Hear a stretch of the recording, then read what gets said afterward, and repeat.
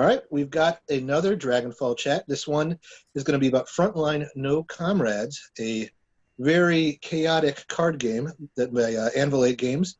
Joining us from Anvil 8 Games, Brian Nero, and as always, Josh. Hello. Josh is quite an enthusiast of No Comrades. I'm not. That sounds like I don't like it. It's not the case. But I'm gonna let him take it away from here for a bit. Yeah, I've at least played it quite a bit. So let's start by giving us a rundown of the game. How does it play? How does it work?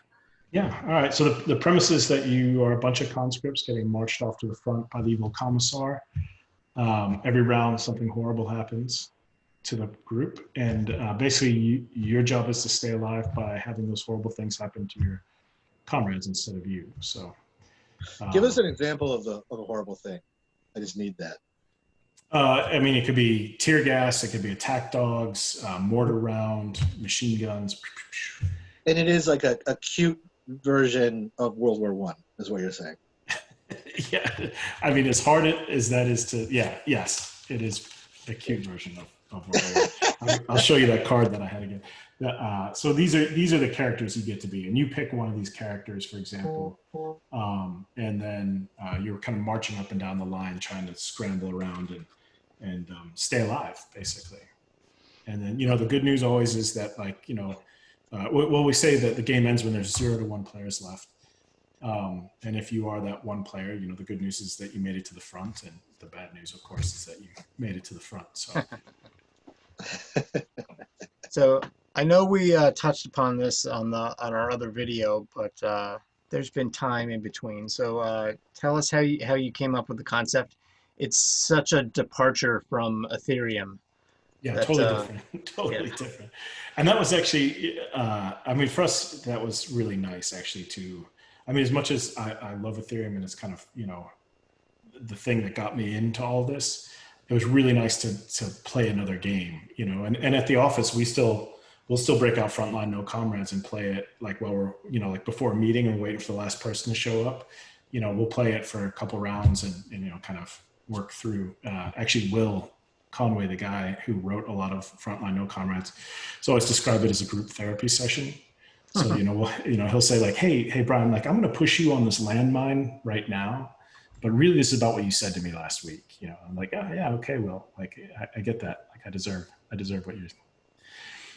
But anyway, yeah. So it was a departure for us. It was something we did deliberately to kind of have a different type of game. It started as just kind of an inside joke when we were feeling slap happy at Gen Con one year. And it just grew and grew and grew as we were saying, we need to make a game where, so screw your neighbor. It's a fast action screw your neighbor card game, basically.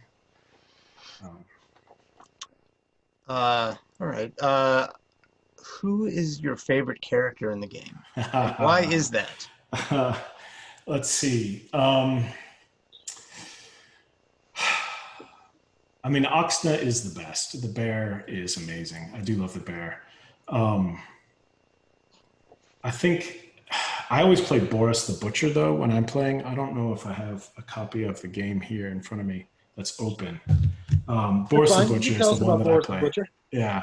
So when we were playtesting, I'm bad at games. I don't win a lot, but I enjoy myself. But I was always playtesting Boris, and he always died. So we actually gave him a rule where when he dies the first time, he can he's got a big ham hock in his hand. He can take a bite out of his big ham hock and stand back up for one more health. He's got 1 health left. So I think it was pity for my skills, really, but that's Boris. And so, yeah, I play Boris usually. Well, we got 2 expansions, though. So I kind of have a different favorite character in each expansion. Okay. If you know what I mean. So the first expansion is Oxna Bears All, and that's centers on the bear. And the thing that does it, the way this came about is we released the game in Poland, actually, in collaboration with Black Monk Games in Poland, and they wanted us to build in a couple of characters from a TV show that was popular in I want to say 70s or 80s, but it was basically a guy. What's the name of it? You got it off the top of your head? Oh, what is I don't know the name of the TV show, but I know that You're it was so about a tank. multilingual. Yeah, unfortunately, Polish is not one of them. Yeah, so basically, as a tank commander and his dog in the tank. So we built the tank into the game, the commander and his dog. Yannick and Svarek are their names. And so when I'm playing Oxen and Berzal, I'm always the dog, Svarek. But those characters you can just fold right into the mix. Basically, they kind of fit into the bigger game. Can you just kind of jam it in as one big deck at that point? Exactly. Yeah, exactly. Oh, that's good. That's good. And the thing, so you get new characters and new equipment and things like that. The big thing that Oxen and Berzal does is give you a way to play collaboratively if you want to. So instead of screwing your neighbor, you're trying to keep the bear alive. Oh, cool. And then there's also kind of a campaign system where you can play linked games if you want to. Mm. So those are the two things that Oxen brings to the table. Oh, that's exciting. And then then the second expansion happened because we went to Essen one year, and so we translated the game into German to go to Essenspiel.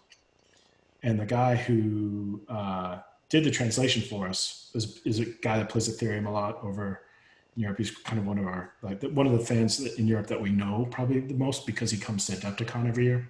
He's a champion. Yeah, exactly. And so he just did this translation because he loves the game and stuff like that. And he was saying, he's like, I've translated Frontline No Comrades, but it doesn't it's like too literal. It doesn't really work, on the figurative level. And he said, I was like killing myself thinking about this and thinking about this and thinking about this. And he's like, and then I realized that we already have a word for this in German. And I was like, oh man, I cannot wait to hear what he says. But so the term is Kameradenschweine, and I apologize for my accent, but it means friend pig. And I guess it's an expression you use to describe someone in a group who's trying to help, but makes everything worse. Which I think is, what a beautiful thing to have just like one word for, right? So the second expansion is called Kameradenschweine, and we have a whole new cast of characters that are kind of Prussians, not Russians, if you know what I mean. Mm-hmm. And so we have a commandant instead of a commissar and things like that. But that's, again, a whole new set of characters and equipment and incoming cards, and you can just fold those right in and play as you want. And there's a homing pigeon in that one that I always like to play, actually. Homing pigeon. I like that a lot. It seems like with some of the more fanciful stuff, what appeals to me about that is it's not going to be, you're never going to have like living memory traumas. I don't think that you're going to be inflicting on anybody with Comrade. There's nothing that sort of literal and painful that happens. It's all exactly. It's all abstracted pretty much. It's like homing pigeon versus bear versus tank dog. We actually spent a lot of time, believe it or not, talking about this in the design process. I mean, this is kind of weird things about the job, right? Is that like we spent days, if not weeks, talking about exactly like on the incoming cards, like there's no human beings being injured on the incoming cards. It's always like, there's like an upturned bucket of milk, or like there's not there, even something like the mortar, it's just like a cow and a fish flying around. They're not like blowing up or anything like that. We spent tons of time talking about that kind of stuff. And I remember like thinking like, man, like what did I just do today at work? Like talk about like whether or not a fish belongs this way or that way on the, Well, I mean, I think if you did this, and you could do it like doom and gloom, like actual, like ripped from history type stuff. But I think it would have. It wouldn't be less fun. than half. Yeah, less than half of the appeal. There is a World War I game in the trenches that like has that really intense like. Of course there is. Feeling, Yeah, but, and it's and like with historical. Are you talking about the Grizzled? Yeah. We talked about that with Roderick. I actually picked a copy of it up when I was at Games Plus a couple weeks ago.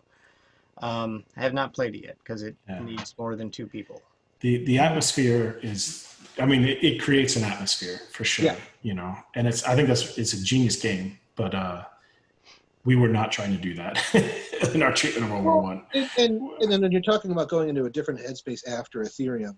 And I'm not saying that Ethereum is like this traumatizing hellscape or anything like that. It's But, heavier though.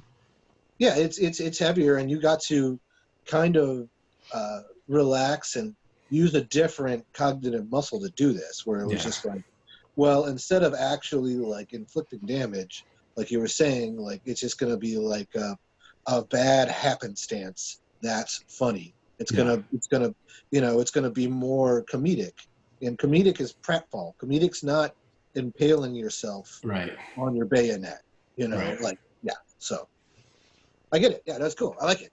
Yeah, sorry, I'm just riffing here. So I'm going to tell a quick story. I told you this before we started shooting the video. I remembered another detail. So the first time we met in person was when I was running that charity event for my friend with the game store. You came out for that. Down. Thank you again for supporting that and all the other charity events. But that was when I played a demo of Frontline, and I went home with a copy. And every time I brought it out to play with friends, those people end up taking my copy home, and I keep replacing it. And I think that says a lot about how fun the game is, and it is a screw your neighbor game, but it never feels bitter in any way. No, it's not mean, is it? Yeah. No, and even when you lose, it's generally pretty satisfying because it's funny and it's a good party game. So yeah, I have a copy right now, and I think it's the longest I've held on to a copy. And it's the pandemic, I'm sure. I have to say that's like just such a cool thing to hear, because I mean, and you guys know, like, it's one of the amazing things about this is that you work on these games and you spend so much time getting lost in like bizarre details, and then it like arrives in your door one day and you're holding this thing, and like I don't know. I remember one of the first Adepticons I was at, and we walked by a table and guys were playing this like independently of anything, There was a table of like 4 or 5 guys playing, and I was just like, man, that's really cool feeling to know that. It was in the wild, dude. That's great. Exactly. Yeah, that's cool. Yeah, I love hearing stories like that. I think it's the best. Yeah, I remember being proud once at a convention. Somebody bought a miniature of the company I was a part of, which will not be named, and they were sitting at the paint and take. They just popped open the blister and started painting it up, and that felt cool, man. Like, it's seeing your stuff being cared for in that situation, like that kind of stuff, is fantastic. Yeah, I was strangely emotional about it all. Like, I don't know if that's strange. It's not at all. I mean, it's one of your babies. Yeah, exactly. Well, he's actually got kids, Josh. He doesn't have cats and dogs. So, you know what? The analogy still works. It still works. No, I felt the same way the first time I was in a Best Buy and I saw a record that I recorded on an end cap. How cool. No, that is cool. Yeah. It was a big surprise, especially because it was a jazz trio. And I wouldn't have expected to see it on an end cap anywhere. But that sounds like maybe at a Borders back in the day, you'd see that, It's really for cool. $35 jazz CD, It was a fantastic record that I'm very proud of. But back to Frontline No Comrades. Because it is kind of a fun, group party game, is there any standout moment from a game that you've played that sort of stuck in your head? Any situation, any loss, or any? Some bizarre things can happen, like we set up like a chain of events where like someone will play. Most of the games that I've played have been with Will Conway that I mentioned, was the guy who kind of wrote, I would say, like 90% of it. And he's played kind of on this level, like he actually understands all the different, because there can be some strategy. I mean, it's chaotic, but there's some strategy to it as well. And as much as there is strategy to it, he's got it like nailed. We always laugh because like like when you're at a I'm gonna get off the path here a little bit, but when you're at a convention, you're doing demo games. You're kind of supposed to lose a lot of times. You know what I mean? And Will just like he's like, no, I'm just crushing people. Like I'm like it's like I wrote this game. I'm just crushing these like these 10-year-old kids. Like take that kid, and his philosophy is, and I've seen it happen, which is kind of amazing. It's like that 10-year-old kid's like, that's awesome. I'm gonna do that to my friends. Like give me that thing and like take it. But so yeah, it works for a game like that. Less so for some other kind of games. Like I once did this is a story that Matt's heard me tell many times. I did a War Machine demo with one of their press gangers. Okay. And this gentleman, now I had been very new to minis. I had bought a box set and painted it. So I had a fully painted Signar War Group, and Matt actually set this up. We were at Games Plus for some event, I don't know. And I sat down with this guy, and he starts putting stuff out, and I said, oh, I've got my own models. And I put mine out, and he looks at what I have, and he says, I just want you to know that I'm going to table you in 3 rounds. And just so happens that I kicked his ass. Oh, really? Bobby Fischer on the demo team is gonna come to you. It was just dumb luck, and I thought there was going to be an actual table flip. Really? But it made me never want to play that game again. Yeah, it's funny you should say that though, because I probably learned from that same guy, and he beat me in 2 turns, and I had the same experience. I was like, what is this game? Like I mean, I still played it some with friends, but I was very, very, very careful about who I played with after that. Well, what I'm getting from this is it's a testament to Frontline No Comrades that it's fun to lose. Yeah, I mean, and like I said, we joke around saying that the game ends when there's 0 to 1 players left, because there are some of these like chain reactions where like, okay, you push me on the landmine, but then it blows up and that knocks this guy forward, and then he, whatever. Now he's in the line of fire, and so the laser hits him, and like everybody dies. The party. So how much extra playtest seasoning did you have to put on it before it felt that way? Was it a long time? Oh, yeah. I mean, I couldn't even countless hours, actually. Yeah. And the thing is, too, is that we had to work really hard to make sure it wasn't just the same people that we were playing with all the time. And then we got to a point where we were comfortable with it, and then we'd kind of bring people in that, kind of not in the wild. It was controlled because we wanted to see what, if people were enjoying themselves or not. But like without us like explaining things, and just watching people play.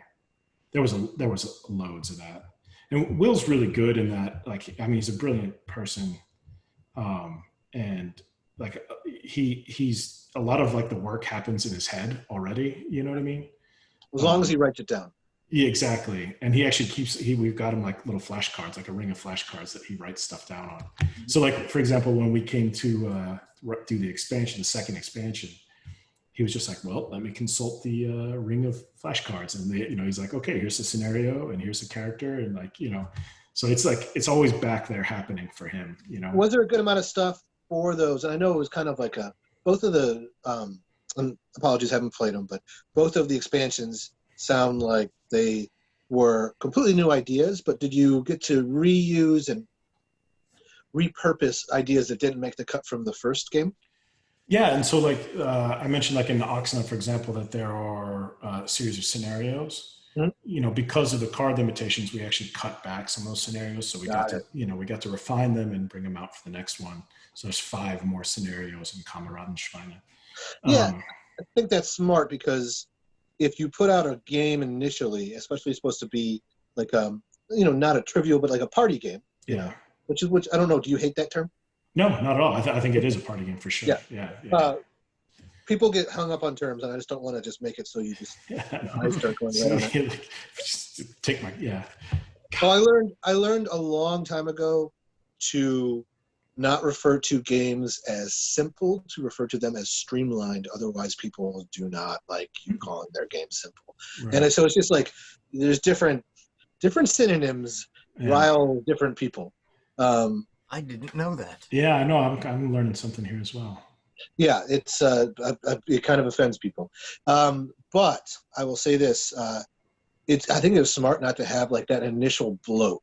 Not that it's like where you shaved it down and were like, if this is a hit, and it sounds like it has been, then we'll come back to this. Yeah, I think absolutely. that probably felt good from a game design standpoint. So, Josh, what do you got? I think we've really done some work with talking about Frontline right now. Okay. Are there any new expansions in the pipeline? It'll be not in 2021. There's a chance there'll be one in 2022. Okay. There's a couple of things. So we've released the game in Italy as well, actually, since then. And so there's these kind of like, well, you know what? Now that I'm thinking about it, so there's like these different kind of like pressure points that are kind of, like the Italian companies got like, hey, we got some ideas. Can we do, so like a Mussolini might show up at some point, that type of thing. But we also had created a couple kind of handful of really exclusive cards that we were going to put out at Adepticon last year. So those will be obviously just kind of delayed a year, but hopefully we'll get them at Adepticon 2021 or 2022. So what's the biggest show for No Comrades, do you think? Because branching out like you guys are as a company, you probably have different stuff move at different rates at different points. Yeah. What's interesting, so like Adepticon is kind of like Ethereum crazy. Gen Con, it's really easy to talk to people about Frontline, No Comrades at Gen Con. People are really interested in it. Same thing with Origins. Origins people were really keen on the RPG and the card game, No Comrades. So yeah, they do all have their own kind of personality, but I found none of that surprising. I could have told you that before you walked in the door. Yeah, exactly. I think No Comrades is it's really easy to talk to people about because it's fun, and I can't tell you how many times people have walked up and we've got the big banner with Oxen of the Bear on it, and someone will just come up and say like, I want to get whatever that bear is in, and I'm like, yeah, cool. Are you gonna make like a plushie of the bear? It would sell. It probably would. Yeah, we really should do that. That's not the first time you've heard that. No, it's been stranger actually. We had a one of the fans come up, actually a woman from St. Louis come up and say that she really wants to make underwear based on the bear. And we're like, yeah, if you make the underwear, we will definitely, we'll participate in that. We will not sue you. I had never seen that coming. I had never thought to myself, like someday someone will make underwear with this image on it, Yeah, but that's interesting. Sure enough. That's crazy. Probably not going to be on the Anvil 8 site though. I don't know. Yeah, it's a con exclusive. Yeah. Con exclusive for sure. I'll have to get a pair. Yeah.